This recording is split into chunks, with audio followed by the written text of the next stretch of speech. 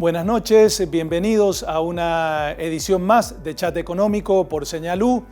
En la jornada de hoy un poco es en la editorial hablar de lo que ha venido ocurriendo en los últimos días. Se cerró el canje de la deuda argentina que nos había tenido a mal traer en los últimos meses. Había comenzado la gestión de Fernández intentando negociar con los acreedores bajo legislación extranjera, cerca de 66.000 millones de dólares, porque si no entrábamos en default y lo que buscaba Argentina con esto era de alguna manera reestructurar, renegociar su deuda, ganar tiempo, tener un poco más de aire financiero, es decir, como se dice habitualmente, patear para adelante los vencimientos y de esta manera generar cierta quita en la tasa de interés y otorgar a la vez un canje, otros bonos que se pueden comercializar en el mercado.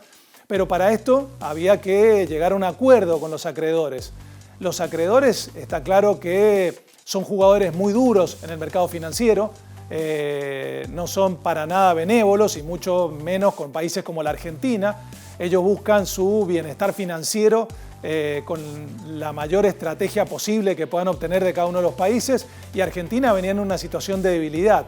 ¿Por qué? Porque durante muchas décadas Argentina ha tenido muchos default. De hecho, si Argentina caía en default este año, era el 10º en su historia económica reciente. Con lo cual, desde este punto de vista, también hay que entender la otra postura, es decir, muchos de los acreedores que están negociando con la Argentina ya habían estado en el default del 2001, habían reestructurado y renegociado en el 2005, habían sido renegociados con quitas en el 2010, entonces querían tener cierta seguridad y Argentina lo que no quería era nuevamente caer en el problema con los famosos fondos buitre. Así que en este contexto se dio la negociación que finalizó en los últimos días, donde Argentina logró un 93% de aceptación, lo cual es sumamente importante. Mientras más porcentaje de aceptación implica que más acreedores están de acuerdo con Argentina y los que van quedando afuera, evidentemente no les queda alternativa que terminar arreglando, porque en esta situación se ha dado algo que no se dio en las anteriores reestructuraciones. Hay una cláusula de acción colectiva que implica que si Argentina tiene un porcentaje de aceptación por más del 90%, los que quedan afuera no pueden litigar contra la Argentina y buscar mejores condiciones. Así que en este contexto, con esta cláusula, Argentina logró un nivel de aceptación del 99%. Por eso, insisto, es un porcentaje de aceptación exitoso. Le da aire al gobierno, le da un respiro y le da la posibilidad de tranquilamente empezar a sentarse con los próximos acreedores. Es decir, ahora viene el Fondo Monetario Internacional, después viene el Club de París, después viene el Banco Mundial. Es decir, que Argentina todavía tiene que seguirse sentando con los próximos acreedores y seguir renegociando. Por ahora, el 99% es una muy buena noticia.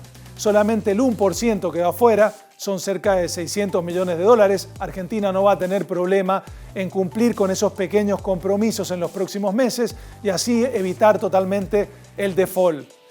Con el FMI ya se avanzó oficialmente.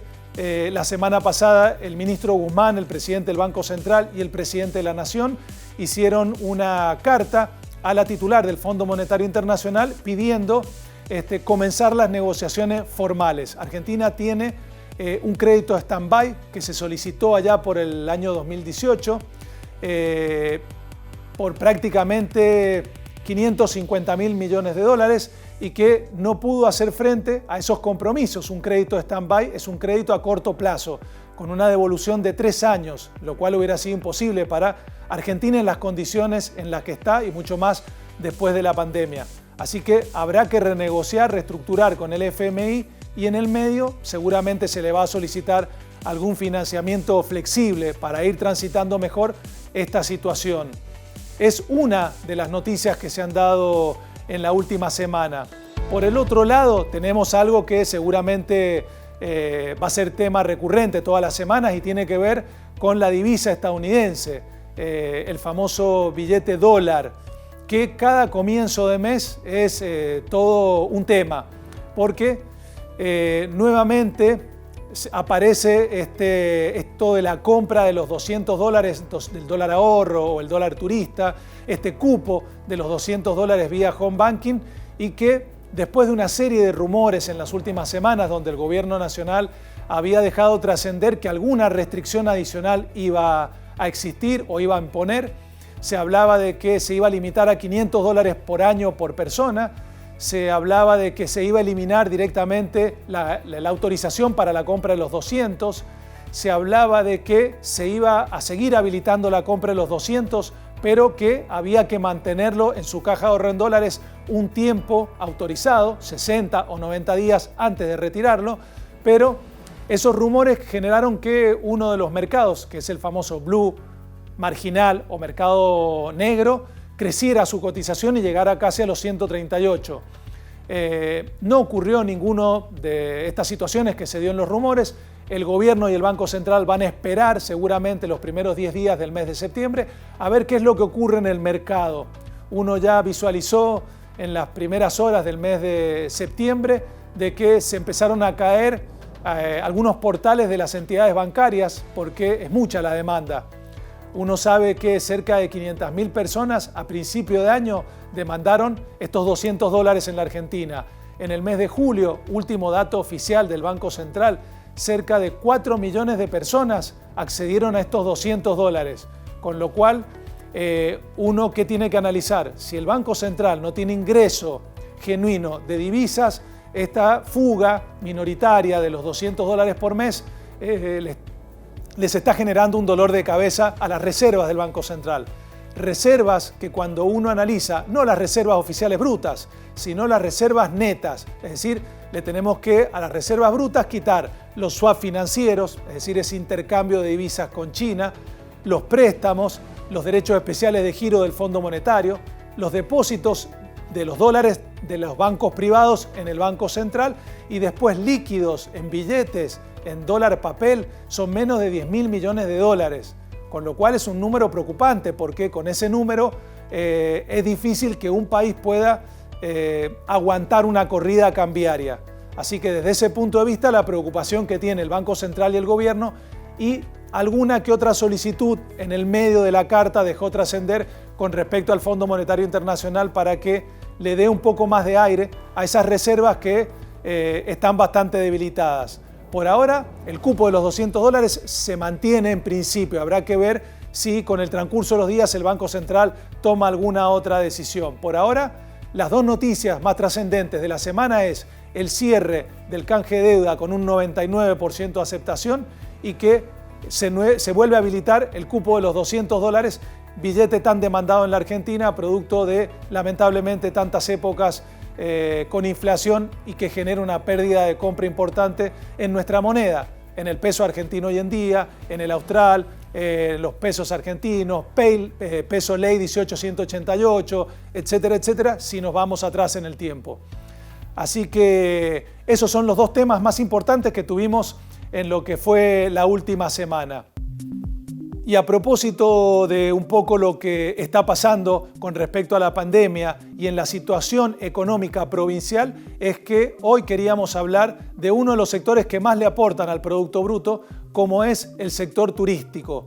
Y para eso vamos a dialogar con Marcelo Montenegro, vicepresidente de EMETUR. Nos gustaría que nos comentaras cuál es la situación, la verdadera situación que tiene hoy en día el turismo en la provincia de Mendoza, en este contexto que todos sabemos que no es un contexto habitual en nuestra provincia, que es turísticamente muy importante todos los años. Bueno, sin más comentarles que, como ustedes saben, el turismo representa en épocas normales el 9% del Producto Bruto en forma directa, y si agregamos el sector comercial, asciende a casi un 24%. Nosotros tenemos que decir que Mendoza venía creciendo a pasos agigantados en materia turística. Antes de la pandemia teníamos 190 vuelos semanales. 3.750.000 turistas que nos visitaban al año, donde el 70% provienen de mercados nacionales, como lo son Buenos Aires, Santa Fe y Córdoba. El resto, turistas que provienen de mercados internacionales, donde la preponderancia estaba dada por el mercado chileno, pero un mercado brasilero que también venía creciendo a pasos agigantados. Más de 100.000 turistas brasileros nos visitaron el año pasado, muchos atraídos por el turismo del vino, pero también ya los veíamos consumiendo algunos productos atípicos para ellos, como un city tour, un tour de compras. Post pandemia, durante la pandemia la actividad se ve resentida, como todos los destinos internacionales. Creo que la actividad turística es la que mayor impacto ha sufrido en la pandemia, por ser una actividad muy transversal. Cuando uno habla de turismo, habla de agencias de viajes, de hotelería, de gastronomía, y por ahí otros rubros que no son tan directos, pero que también hacen a la economía, ya que un turista cuando está en la provincia no deja de ser o consumir servicios como un mendocino más, ¿no?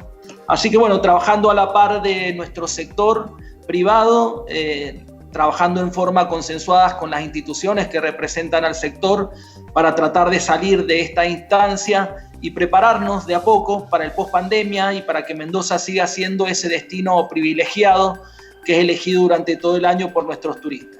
En esto tengo que remarcar algo: Mendoza, por suerte, tiene una oferta turística activa durante todo el año, así que tenemos un producto o un atractivo que nos hace o nos lleva a seducir turistas de diferentes puntos del mundo y de diferentes perfiles. Así que bueno, en ese sentido eso es alentador, porque Mendoza ha logrado en parte romper con esos picos de estacionalidad que tenía en antaño o que tienen otros destinos donde centran su oferta solamente en algún producto.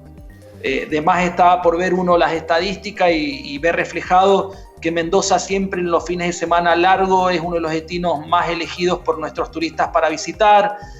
Durante el año ya Mendoza dejó de ser ese destino que era vacaciones de invierno, vendimia o Semana Santa. La gente hoy, el turista, busca escapadas cortas con mayor repitencia durante el año, y en ese sentido Mendoza ha sido en este último tiempo uno de los destinos más elegidos por esa atractiva oferta, tanto de atractivos que tiene como también de sus servicios. Mendoza tiene una muy buena relación en precio y servicio. Eso destaco el buen trabajo que vienen realizando nuestros prestadores de los diferentes rubros y también las instituciones educativas, porque Mendoza tiene una gran cantidad de instituciones formadoras en profesionales de diferentes ámbitos en la prestación turística.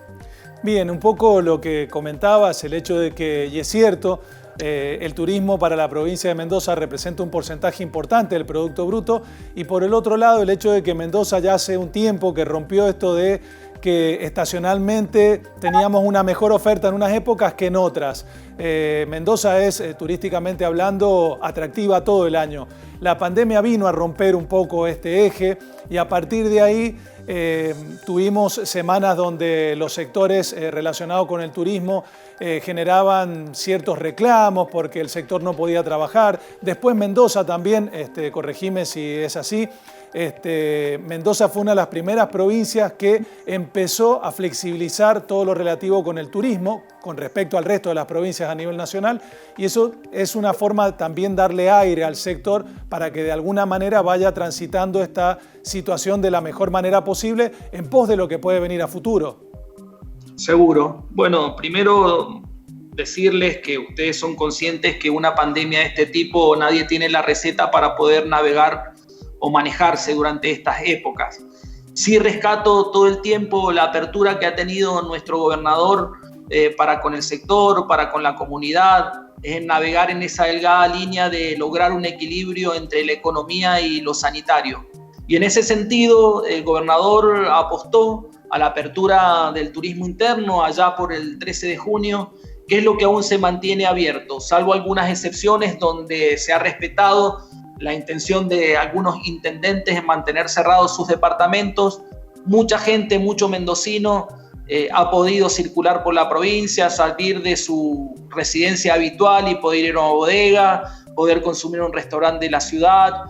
poder alojarse en alguna cabaña de la Ruta 82 o de Potrerillos, que también nos viene a resultar un bálsamo a todo este aislamiento, a todo esto que significa estar por ahí encerrado. Y bueno, la verdad que también es un aliciente para la salud mental hoy tener abierto el turismo interno.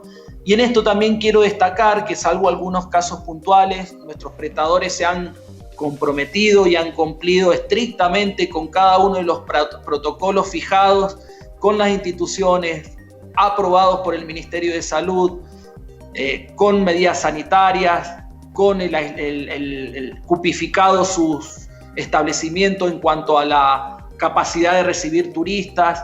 Bueno, yo siempre digo que esto es posible también por la responsabilidad de cada uno.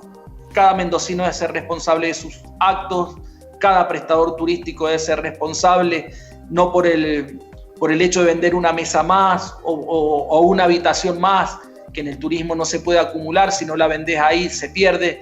Pero creo que todas esas situaciones son las que nos llevan a que hoy podamos estar abiertos en turismo interno y que seamos una de las pocas provincias. Comenzamos 5, no sé si están vigentes todas aún, con esto de la apertura del turismo interno, que si bien no es lo más óptimo, pero como te digo, es un aliciente y un alivio tanto para la salud de los mendocinos como para un respiro para los recursos que puedan generar nuestros prestadores. Sí, y además la idea era también consultarte un poco algunos programas, por ejemplo el ATP a nivel nacional, Mendoza Activa a través del gobierno de la provincia de Mendoza, que intentan de alguna manera hacer que cada uno de los sectores, y un sector tan importante como el turismo, puedan seguir transitando esta situación tan difícil. ¿Qué papel juegan este tipo de programas? ¿Es una ayuda importante? ¿Están llegando a la mayoría de los sectores turísticos?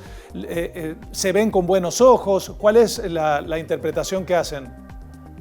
Bueno, ahí comentarte que nosotros mantenemos todo el tiempo una conexión con el gobierno nacional, que es quien dispone mayoritariamente de recursos para poder asistir a nuestros prestadores, como bien decís, el APTUR, los ATP, IFE, bueno, cada uno adaptado a las condiciones de cada uno de los actores del sector. Cuando esto te digo es sector formal, informal, empresa, pyme, bueno, cada uno con su situación particular. En lo que respecta a Mendoza, nosotros generamos también una línea de créditos a través del Fondo para la Transformación, fondeado por el Consejo Federal de Inversiones, y hemos brindado esos créditos a diferentes establecimientos del sector turístico y cultural.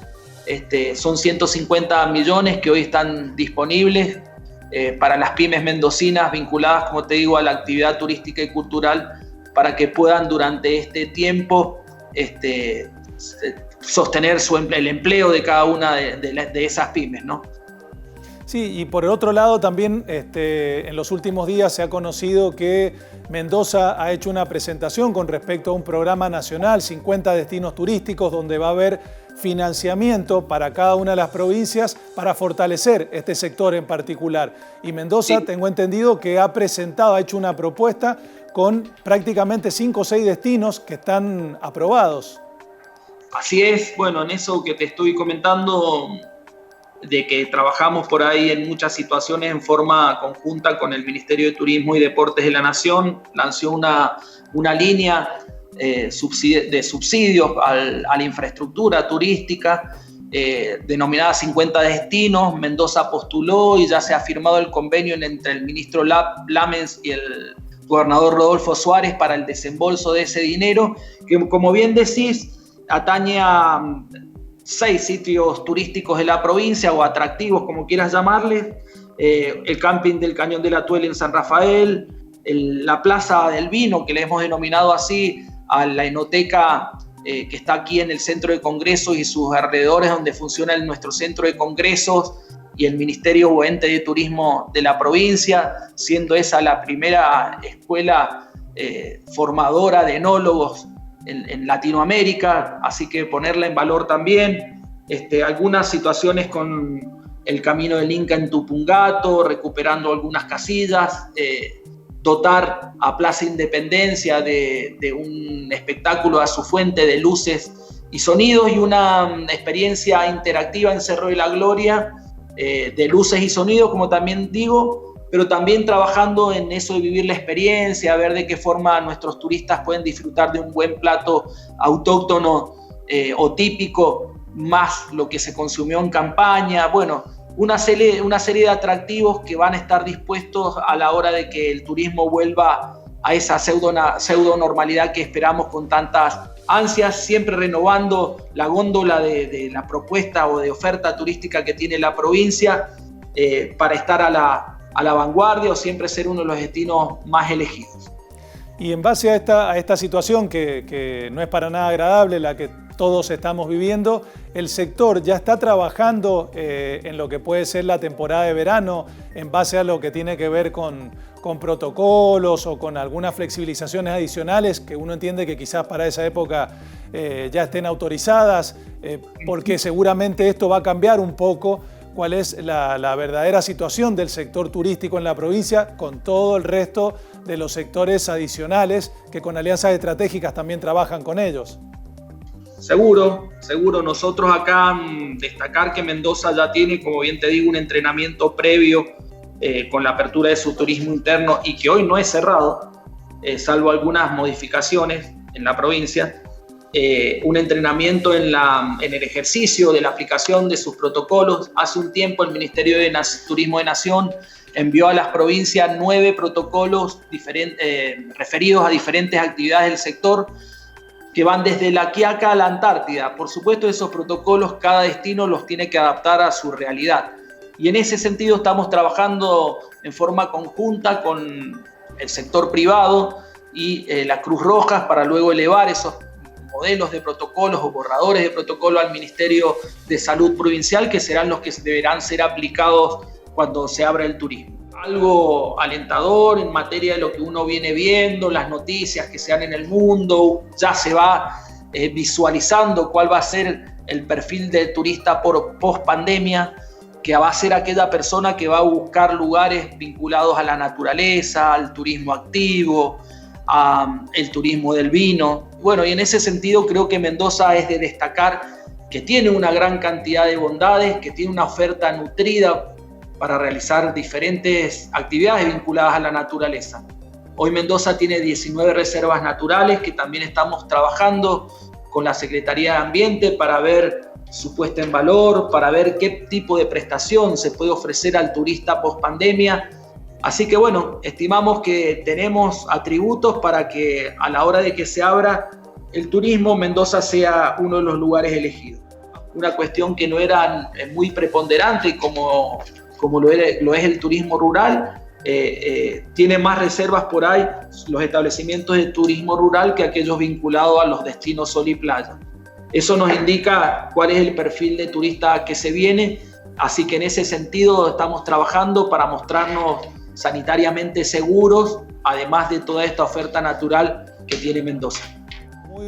Muy interesante cuál es la verdadera situación que tiene la provincia y fundamentalmente cómo nos posicionamos en base a estas experiencias que se están dando en otros continentes y que le sirven también a Mendoza para saber cuál va a ser el turista post pandemia y todas las bondades que tiene nuestra provincia para posicionarse quizás como una de las mejores a la hora de recibir turistas post pandemia, porque también fue una de las que flexibilizó antes que el resto lo que es el turismo interno, y eso genera un trabajo adicional y un entrenamiento que quizás el resto lo va a tener que llevar más adelante. Así que te agradezco el contacto que has tenido con Chat Económico, la posición que nos has mostrado de cuál es la situación de la provincia y fundamentalmente la perspectiva del sector.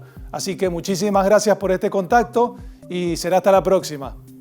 Quedó solamente por comentar que lo enunciaste en una parte de la nota y no te comenté, el programa Mendoza Activa, que tiene 2 patas. Una es la pata de la inversión que pueda resultar o poder generar el sector privado, pero también tiene una pata de promoción, donde nosotros estamos invitando a todos los prestadores del sector turístico a que se sumen a esa pata de promoción para que el mendocino con su billetera virtual pueda consumir en servicios turísticos.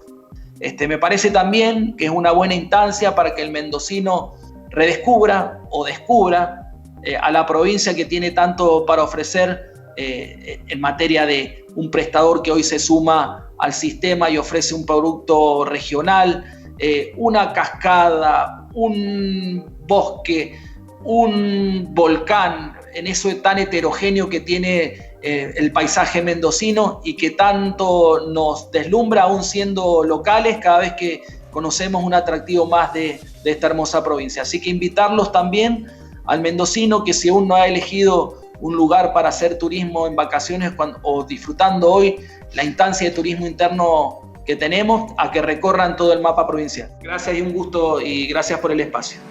Bueno, hablábamos con Marcelo Montenegro, vicepresidente de Emetur, sobre cuál es la verdadera situación del turismo en la provincia de Mendoza.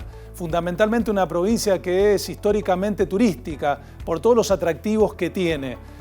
Cómo viene trabajando el sector privado, cómo viene trabajando el gobierno provincial conjuntamente con el gobierno nacional, y fundamentalmente en este entrenamiento de cumplir con todos los protocolos sanitarios, ponernos a la vanguardia para llegar a la próxima temporada de verano en mejores condiciones. Como decía Montenegro, el turismo le aporta un porcentaje sumamente importante al Producto Bruto Interno de la provincia, es decir, todo lo que producimos en un año en bienes y servicios los mendocinos, porque cuando hablamos de turismo hablamos de comercio, hablamos de gastronomía, hablamos de hotelería, de servicios, etcétera, etcétera, con lo cual no es solamente turismo pura y exclusivamente. Así que las perspectivas son las mejores, habrá que ver cómo se transita de la mejor manera esta parte. Y evidentemente, por lo menos, la idea de hoy era conocer los verdaderos datos que tiene la realidad turística de la provincia y fundamentalmente las perspectivas para lo que viene. Esto ha sido todo por hoy en Chat Económico. Les agradezco la presencia y será hasta la semana que viene.